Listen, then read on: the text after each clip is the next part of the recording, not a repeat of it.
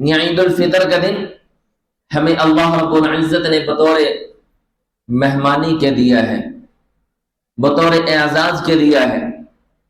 کہ اللہ نے فرمایا میرے بندوں کا یہ حق ہے کہ میں ان کا اکرام کروں، میں ان کا اعزاز کروں، اس کو انعام سے نوازوں۔ پھر وہی فرشتے، انہی فرشتوں سے اللہ نے جواب لیا جو فرشتے یہ کہہ رہے تھے جب انسان کی تخلیق اللہ فرما رہے تھے، جب انسان کو وجود مل رہا تھا، اللہ انسان کو وجود عطا کر رہے تھے، فرشتے عرض کرنے لگے اتجعل فیہا، اتجعل فیہا،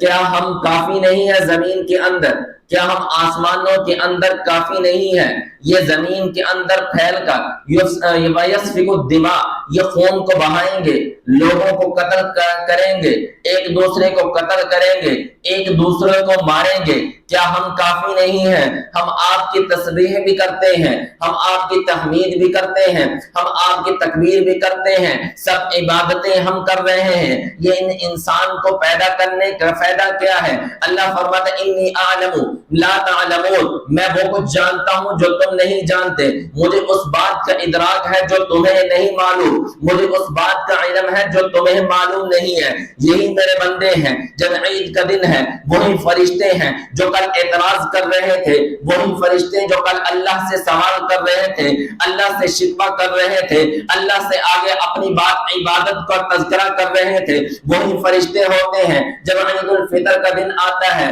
گلی کوچوں کے بازاروں کے اندر وہ فرشتوں کا پہرا جاری ہو جاتا ہے۔ اللہ فرشتوں سے پوچھتے ہیں اے میرے فرشتوں، اے میرے مقرب بندوں، بتاؤ مجھے وہ لوگ جو مزدوری کو مکمل کر لیں، وہ لوگ جو کام کو مکمل کر لیں، وہ لوگ جن کو کام سپرد کیا گیا ہو اس کام کو مکمل کر لیں، اس کے بارے میں آپ کا کیا خیال ہے؟ اس کے بارے میں آپ کا کیا ارادہ ہے؟ آپ اس کے بارے میں کیا کہنا چاہتے ہو؟ فرشتے فوراً جواب دیتے ہیں یا اللہ جنہوں نے مزدوری کی ہے، جنہوں نے کام کو مکمل کیا ہے، حق تو یہ بنتا ہے کہ ان کو پورا پورا اجر دیا جائے، ان کو پورا پورا ان کی مزدوری کو دیا جائے۔